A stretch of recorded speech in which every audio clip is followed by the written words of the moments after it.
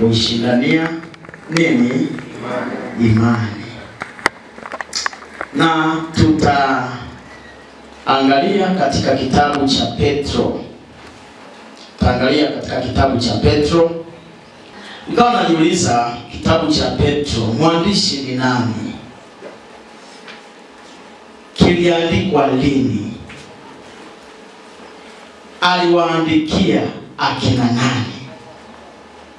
Lengo kuu la Petro ilikuwa ni nini kuandika kitabu hiki cha Petro wa kwanza, Petro wa pili? Lengo lake ni nini? Kwa hiyo baada ya kujiuliza maswali hayo, nikaenda mbele zaidi, nikakutana na wanazuoni wasomi. Wao wanasema kiliandikwa na Petro. Alafu wengine wanasema aliandika Silvanus. Na huyu Silvanus alikuwa katibu mwandishi wa Petro.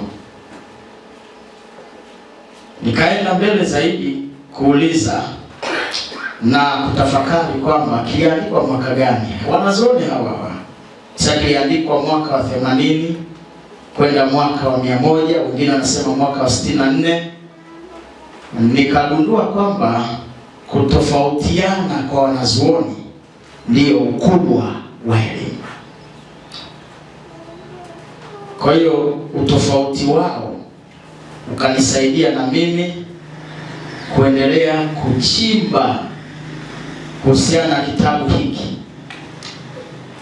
Sasa nikajiuliza, aliwaandikia kina nani?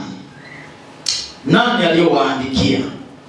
Na wakati anaandika, aliandika akiwa Rumi. Ndio. Nikagundua kwamba aliwaandikia yale makanisa matano ambayo alihubiri kwa siku moja, wakabatizwa watu 3,000. Sasa wale watu 3,000 akawagawanya katika makanisa matano. Kanisa la Kampodokia, Ponto, Galatia, Asia na Bithynia. Hawa walikuwa ni waumini ambao walibatizwa katika ule ubatizo wa watu 3,000. Kwa Petro akawaandikia. Na kwa nini aliwaandikia? Kulikuwa na makusudi. Kulikuwa na makusudi makubwa. Lengo kuu ilikuwa ni kuwatia moyo waumini wabaki imara katika mateso waliokuwa wanapitia. Kwenye kanisa hili, kwenye washiriki hawa ambao walibatizwa 3,000, walipitia mateso makali sana. Mateso makali. Lakini aliwaandikia kuhimiza maisha ya utakatifu, kuonya dhidi ya mafundisho ya uongo ambayo yataingia kwa hawa washiriki baada ya yeye kwenda kufa. Maana aliandika akiwa mzee, lakini aliwaandikia kukumbusha tumaini la kurudi kwa Kristo mara ya pili. Kwa alitaka wale waumini waliobatizwa siku ile kwamba waendelee kusimama katika imani, maana walikuwa wanapitia mateso makali. Mateso makali. Sasa baada ya kufungua yale makanisa matano, ule mgawanyo wa wale washiriki, akamweka mlei sasa ambaye analea yale makanisa, ambaye ndiye alikuwa anaitwa Silvanus. Ndiye ambaye alikuwa mlezi. Wakati huo Petro alikuwa ni mzee na anaishi zaidi ya kilomita 29 Petro. Huku kama Silvanus, yeye ndiye ambaye anatakiwa aendelee kutembelea na kufundisha na kuwaimarisha wale waliobatizwa 3000. Kwa Petro, kilomita 29 na uzee, alikuwa anatoka kule alikokuwa anaishi, anashuka kwa haya makanisa, anatembelea washiriki wale waliobatizwa na kuwatia moyo, kwa sababu walikuwa wanapitia mateso makali. Hapa ndipo nikaanza kupata fundisho kwamba hata mashemasi na wazee wa kanisa na viongozi wanatakiwa waige mfano kwa huyu mzee ambaye ni Petro. Haleluya. Waige. Petro anatoka mbali, anashuka kwa washiriki nyumba kwa nyumba. Wakati wa mwisho ni wakati ambao hatuna watu ambao wanaotembelea tena. Hatuna. Kila mtu yuko busy na kazi zake. Lakini alichofanya Petro ndicho ambacho tunatakiwa kukifanya katika kanisa la leo. Tuna wazee, tuna wainjilisti wako, tuna viongozi, tuko sisi wachungaji. Bwana asifiwe sana. Ndio kazi yetu.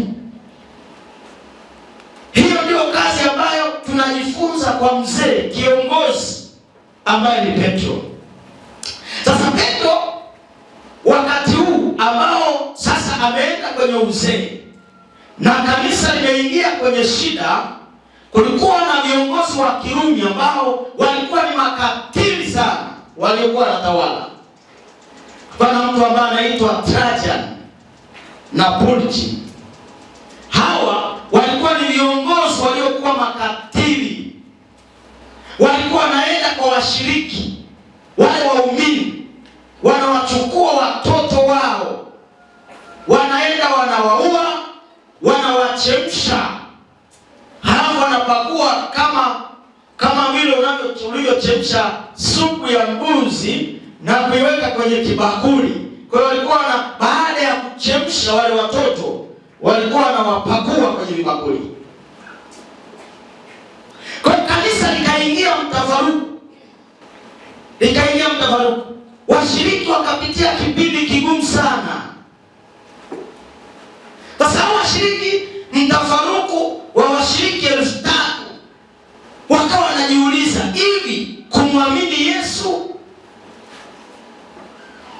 ndio kupata mateso haya tunayopata leo? Haya mateso ni baada ya kumwamini Yesu ndio tunayopitia.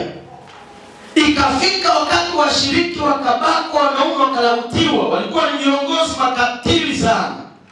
Yalikuwa ni mateso makubwa kwa washiriki. Makanisa yakavurugika, washiriki wakavurugwa. Wakati mwingine walikuwa naenda wanakamata wanaume, wanawavua nguo zote, wanawavalisha ngozi za simba, ngozi za punda. Halafu wanaenda wanawachukua, wanaenda wanawatupa kwenye simba wenye njaa. Kwa hiyo walikuwa wanaliwa. Mateso yalikuwa makali sana. Na hao walivuruga washiriki wakachanganyikiwa. Nikawa najiuliza pia, hata leo wako watu ambao ni wavurugaji. Yaani unaweza kukuta mtaa umeanza vizuri, unakuwa, lakini wanatokea watu wawili, ama kanisa linaanza kukua, wanatokea watu wawili wavurugaji. Wanalivuruga kanisa. Washiriki kama hao wamebatizwa, wamekuja kanisani, wameshikia mafundisho, wamemwamini Yesu, lakini wanapofika kanisani wanawakuta watu 3 wakorofi. Wanawavuruga. Hatimaye washiriki hao wapya wanarudi nyuma, wanaacha ibada. Kwa hawa walipitia kipindi kigumu sana.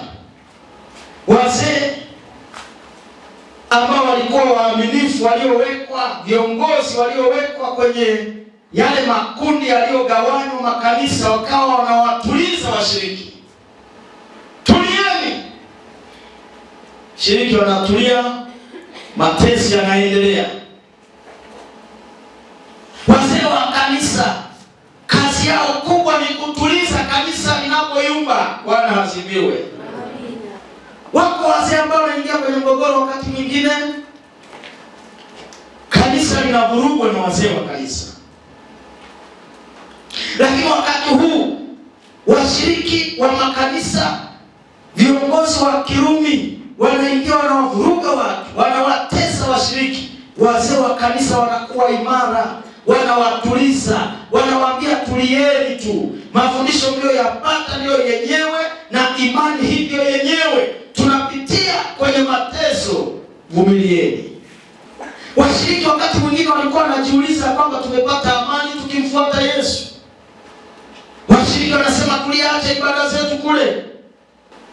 Nataka niwaambie marafiki zangu mchana wa leo, kiukweli baada ya kumpokea Yesu, hata ninyi ambao mmeshabatizwa zamani, baada ya kumpokea Yesu, hapo mmetangaza nini? Vita.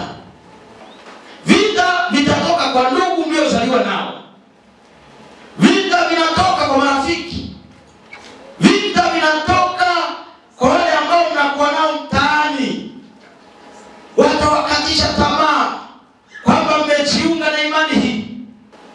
Lakini nataka niwatie moyo kama wale wazee wa lile kanisa. Nataka niwatie moyo ya kwamba endeleeni kutulia. Bwana asifiwe. Tulieni.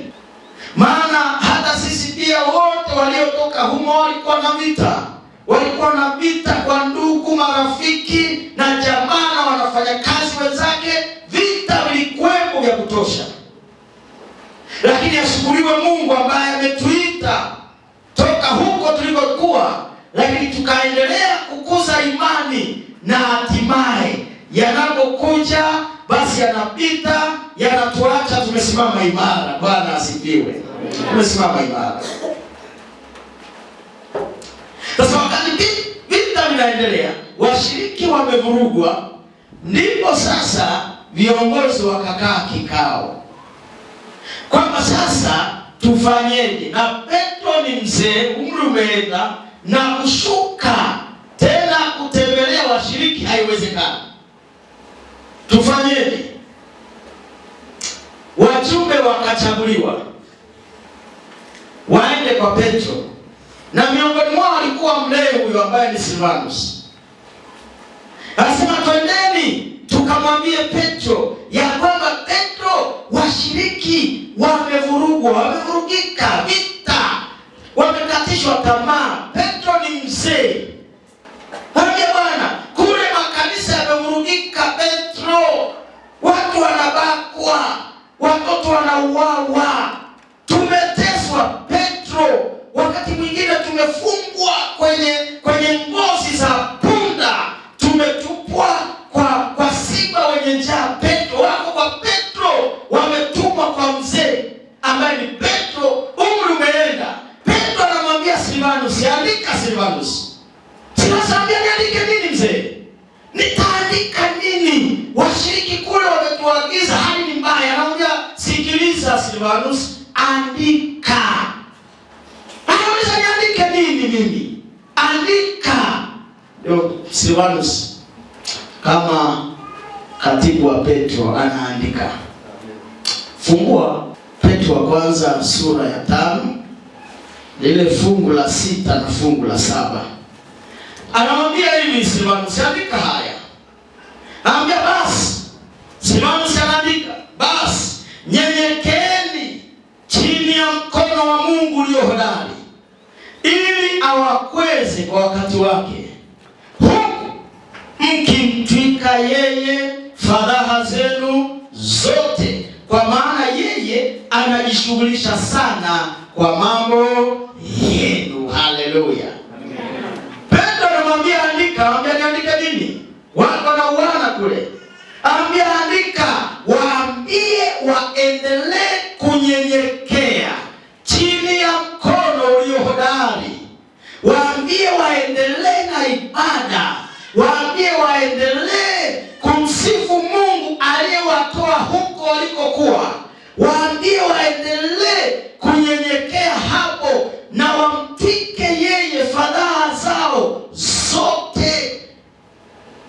si mtatua matatizo. Waambieni haya kwamba wanyenyekee katika mkono ulio hodari, waendelee kufanya ibada, waendelee kumcha Mungu, wasilalamike, wasilalamike. Waambie mizigo yao yote waipeleke kwake aliyewaita.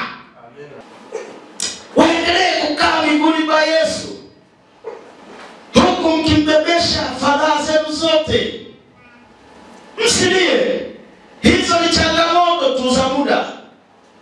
Msiende popote, msiende kwa waganga, msiende kwa nani. Endeleeni kunyenyekea katika mkono ulio hodari. Niachieni matatizo yenu, yaleteni kwangu. Na unakumbuka kile kisa cha Elia. Elia, Mungu alimwambia aende kule Keri. Na alipoenda Keri, alimwambia Elia, niachie matatizo yangu. Mungu, niachie matatizo yako. Mungu akashughulika na Ahabu. Ndio, akashughulika naye. Mungu anasema nipe tatizo lako, nitwike fadhaa zako. Petro anamwambia Silvanus, waandikie hao washiriki, waambie waache kulia, waache kulalama, watulie tu, waendelee na ibada, waendelee kukaa miguuni pa Yesu. Hata kama wataendelea kuteswa, waambieni wakae hapo, atawakweza kwa wakati wake. Ule mkono ambao uligawa bahari ya Shamu bado una nguvu. Amina. Bado una nguvu. Amina. Ule mkono ambao uliwagusa vipofu wakaona, viwete wakatembea. Ule mkono ambao ulimwamsha mtoto wa Yairo akiwa amekufa akaamka. Waambie Silvanus ya kwamba ule mkono hata sasa bado unatenda maajabu. Kwa huyu akaandika, waambie bado nina uwezo, bado. Waendelee tu kunyenyekea. Bado Yesu anaweza. Haleluya. Na hata ninyi sinakumbuka wakati Elia akiwa kwenye kile kijito cha Keri, Biblia inasema kunguru walimpelekea nyama na mkate. Sio wiki. Wanazuoni wanasema ni mwaka mzima alikaa pale. Mwaka mzima. Asubuhi, mchana na jioni. Kunguru ambao ndio wanaokula nyama, wanaokula mizoga. Na chakula alichopewa, angalia mkono wa Mungu ambao unatenda maajabu. Nyama alizokuwa anapelekewa ni nyama ambazo zilikuwa na moto, zimetoka jikoni. Mchungaji, zimetoka wapi? Mungu alivyo ajabu, zilikuwa zinatoka kwa mfalme Ahab. Haleluya. Wakati vijana wa Ahab wanatengeneza zile nyama za mfalme, malaika alikuwa anamgusa mmoja wapo, nenda umesahau kisu. Kunguru anakuja, anachukua nyama, anaambiwa peleka. Kuna mtu ambaye yuko karibu, usionje, usile. Nenda nacho. Kunguru anaenda. Kwa mwaka mzima Elia anakula. Kinachobaki kunguru anasema sasa, hii ni mali. Na najua fika Elia alipoondoka, kunguru walihuzunika kwamba sasa kibarua cha kubeba nyama kimeisha. Maana hata sisi tulikuwa tunakula hapo. Basi huyu ndiye ambaye alimgusa Petro akamwambia, mwambie Silvanus waambie, mimi ndiye, yote niliyoyafanya ni muujiza na matendo makuu, bado nina uwezo. Waambie hao washiriki watulie kanisani, wakae hapo tu, waendelee kunyenyekea kwenye mkono ulio hodari. Nami niko tayari kuwakweza kwa wakati, kuwanyanyua kwa wakati. Atakunyanyua kwa wakati. Wewe endelea kumpatia fadhaa zako zote, mbebeshe. Yeye anajishughulisha sana na mambo yetu. Yeye ndiye ambaye anapaswa apelekewe shida zetu zote. Shida zetu zote. Kwa Petro Salmon sekaandika, akaenda akawa anawafundisha wale washiriki wale waliobatizwa. Kafundisha akawaelekeza kwamba waendelee kutulia. Na wapendwa, hata mimi leo nataka niwapatie habari njema kwamba Yesu yule ambaye alituliza washiriki wakati ule, wakati wanapitia kipindi cha mateso, huyo bado yupo leo.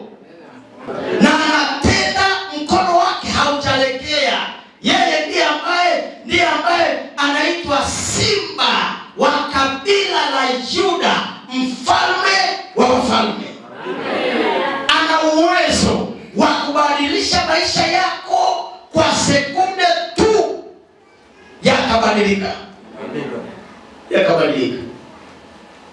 Petro anaendelea kuandikia na waambia, jamani, waambieni wawe na kiasi na kukesha.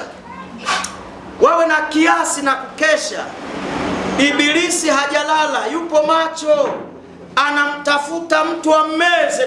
Kwenye ile Petro wa kwanza tuliyoisoma, anatafuta mtu ammeze. Msikubali kumezwa na shetani, mpingeni mkiwa thabiti katika imani. Petro anawaandikia washiriki wa leo, sikilizeni. Bado shetani yupo, hajafa. Msikubali mkamezwa na shetani, mpingeni mkiwa thabiti katika imani. Na Mungu wa neema aliyewaita kuingia katika utukufu wake, mkiishwa kuteswa kwa muda kidogo tu, yeye mwenyewe atawatengeneza na kuwatia nguvu. Hata kama kwa sasa unapitia kipindi kigumu, yaani cha muda, unapitia muda mchache, nataka kutie moyo, ni kipindi cha muda. Mtwike Yesu fadhaa zako, mbebeshe matatizo yako. Yuko tayari kukusaidia. Bwana asifiwe. Yuko tayari. Usitoke wakati tatizo linapokuja, usitoke kanisani. Na hapa ndipo penyewe. Kaa hapa, tulia hapa, fia hapa. Hapa. Kama una changamoto ambayo inakusumbua, changamoto zinakusumbua, zinakutesa, tengeneza mambo yako ukiwa humu ndani. Humu. Ninyi wenyewe tumejifunza kanisa la Mungu, na tukaangalia sifa zake, na tukagundua kwamba hili kanisa la Mungu ni lake, na anaendelea kulishikilia hata kama litaonekana linayumba, kama linataka kuanguka, lakini bado Mungu analiangalia kwa pekee sana, maana ni kanisa lake. Kwa hiyo tulia hapa, usitoke. Kaa humu kanisani, hata kama changamoto zikija za aina gani, endeleeni kutulia, endeleeni kuwa na imani, endeleeni kusimama katika mwamba ambao hautikiswi. Simameni hapo. Wakati Petro ameandika, nikakuta Paulo anawatia moyo pia washiriki. Bwana asifiwe. Paulo anaandika katika kitabu cha Wafilipi sura ya 1 fungu la 27, anasema lakini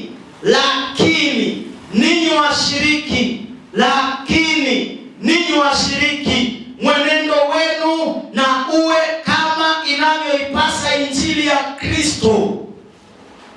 Kula kwenu, mazungumzo, kutembea kwenu, kuvaa kwenu, mahusiano yenu na jamii, iwe ni mwenendo ulio mzuri inavyoipasa injili ya Kristo. Paulo anaandika, anasema, ili nikija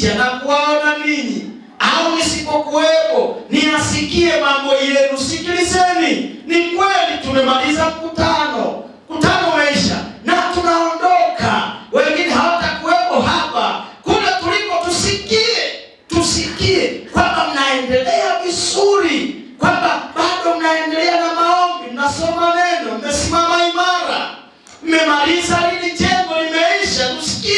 Tusikie kwamba Kitasha imebadilika. Haleluya. Na tusikie, tunasikia kwamba mmefanya mambo makubwa, na kwa ninyi wachache ambao mko hapa, kwa uchache wenu mkiungana, mkishikamana, Kitasha yote itakuja kwa Yesu. Yote mna uwezo wa kufanya hivyo. Kama msimama imara katika roho mmoja, mkishindania imani ya Injili, mshindanie ile imani ya Injili. Mlinde kweli dhidi ya mafundisho ya uongo. Lindeni mafundisho ya Kristo tuliyojifunza kwenye mikutano hii. Tuliangalia mambo mengi. Wako ambao watakuja na mafundisho yao, watakuja na habari zao, msiwasikilize. Hii ndiyo Injili ya milele. Haleluya. Ndiyo Injili ya milele. Lindeni dhidi ya mafundisho ya uongo. Lindeni dhidi ya mafundisho yote ambayo tuliangalia ya uongo: wokovu bila utii, roho isiyokufa, ulaji wa vyakula najisi, ubatizo wa kunyunyiza. Ishindanieni imani ambayo walikabidhiwa watakatifu mara moja tu. Ile imani ambayo walikabidhiwa ndio hiyo ambayo natakiwa tuishindie imani hiyo. Hata kama tutapita katika bonde la uvuli wa mauti, bado tusimame imara, tukimsubiri Yesu arudi mara ya pili. Simame hapa. Simameni katika umoja wa kanisa. Msigawanyike. Chuki, mashindano, msigawanyike. Tulieni, umoja uwepo. Wazee wakulize washiriki mliobatizwa kwenye mikutano hii, muendelee kushikamana na hawa ambao wako kanisani. Saa hizi ninyi ni watu ambao inatakiwa na ninyi muende mkafanye Injili. Bwana asifiwe. Maana utume wa kanisa hili ni kuandaa watu. Katika Ufunuo sura 14 fungu la 6 umejengwa hapo, kuandaa watu kwa ajili ya ujio wa Kristo mara ya pili. Kwa hiyo hata ninyi mliobatizwa kwenye mikutano hii, mnanisikiliza, mliobatizwa, kazi yenu kubwa hakuja kukaa kwenye haya mabenchi. Kazi yenu kubwa ni kwenda kuandaa ndugu zenu na marafiki zenu na wote wanaowazunguka, kuandaa, kuwafundisha, kuwaelekeza mafundisho yote tuliyojifunza, muandae kwa ajili ya uzima wa milele. Amen. Ndio kazi yetu tuliyopewa. Kitabu cha Yuda sura ya 1. Yuda sura ya 1 na ile fungu la 3. Wapenzi, nilipokuwa nikifanya bidii sana kuandikia habari ya wokovu ambao ni wetu sisi sote, naliona imenilazimu kuandikia ili niwaonye kwamba muishindanie imani waliokabidhiwa watakatifu mara moja tu. Paulo anaandika, na mimi nasema maneno haya. Wapenzi, nilipokuwa nikifanya bidii sana kuwahubiri, fanya bidii sana kwa siku 21, nilitahidi sana kwa nguvu zangu zote na akili zangu zote na uwezo wangu wote niliokuwa nao. Siku 21, wakati mwingine nilikuwa na shida na njaa. Si kwamba nimekosa chakula. Nilikuwa nakaa napata utulivu wa kuandika vile ambavyo Bwana ananionyesha, akili kae sawa. Nilikuwa nakaa kwa utulivu ili niandike masomo ambayo yatawasaidia watu. kweli nimekaa nani siku 21. Paulo anaandika, nilifanya bidii sana, nilijitahidi sana, niliacha familia na watoto nyumbani, nimekaa siku 21. Wakati mwingine jasho lilikuwa linatoka sana nikiwaita watu wamjie Kristo. Wakati mwingine hata usingizi haupo, na kana tulia nitafute nini Bwana, nikafanye nini kwenye ile mimbari. Nilijitahidi sana, na sasa ninawaonya, simameni katika imani. Simameni katika imani. Na kusimama hapo tunahitaji msaada wa Kristo. Bwana asifiwe. Yesu mwenyewe anasema ule mkono bado una nguvu. Ninawaonya tena, simameni hapo. Tulieni hapo. Endeleeni kusoma neno la Mungu. Endeleeni kuwa na maombi. Endeleeni kumjifunza Mungu. Endeleeni hapo. Msitoke nje ya kanisa hili. Tulieni kanisani. Kama hakuna kitu ambacho hujakielewa, wewe ambaye umebatizwa, mchungaji yupo, mzee wa kanisa yupo. Kama umepata lolote huko mtaani wanakuletea maswali ambayo umeshindwa kuyajibu, wako wazee, njoo waulize. Yuko mchungaji, mpigie simu, mwambie mchungaji, liko swali ambalo nimekubana nalo hili, hebu nisaidie niende niwajibuje. Endeleeni kusimama katika imani. Endeleeni kusimama hapo. Yesu anarudi tena. Biblia inasema Yesu anarudi, bado liko tumaini. Hata asubuhi ya leo na mchana huu bado kuna tumaini. Bado tumaini lipo. Japokuwa umepitia maisha magumu, hali si nzuri, wakati mwingine haulali, wakati mwingine unalala lakini unaota mandoto yasiyo ya kawaida. Mara unaangukia kwenye maji, mara simba ametokea, mara shofu ya shawa kwa na shofu ifunga fomu hai. Umeiona, unakwenda huku na kule, maisha hayaeleweki, uchumi ni mbaya. Bado liko tumaini mchana wa leo. Bado liko tumaini. Na tumaini ni Kristo pekee. Bado yuko hapa. Wangapi wanasema Yesu, ni kazi ngumu sana, ninakuhitaji ndani ya moyo wangu, uingie, unipe nguvu. Ahadi nazo zisema kwamba mkono wako bado una nguvu, ingia ndani ya moyo wangu. Yesu, ingia, ingia. Unaona wazi, wewe mwenyewe unaona ninayopitia. Ingia ndani ya moyo wangu, niwe na imani, imani iliyo imara, niendelee kusimama, nikusubiri kurudi mara ya pili. Unatamani hivyo? Punga mkono. Bwana Yesu asifiwe sana. Kwa nini usisimame? Simama. Simama. Mchana wa leo, mchana wa leo, kuna kitu ambacho Bwana anataka kifanye mchana wa leo kwa ajili yako. Mikutano hii isiishe ukaondoka na mzigo huo. Ibada hii isiishe ukaondoka na mzigo huo. Mungu awabariki sana. Mungu awabariki sana. Watia moyo kwamba tayari kwa kujitoa tu kwako kupiga hatua mpaka hapa mbele, tayari Yesu ameuona na atakufungua sasa hivi. Sasa hivi, baada ya maombi haya, ondoka kwa imani. Usifikirie tena huo mzigo, maana tumeshamwambia huyu ambaye anayehitaji tumtwike faraha zetu. Wala usifikirie tena. Ondoka ukiwa na amani kwamba sasa baada ya ibada hii na mikutano hii kuisha, Bwana amenitendea.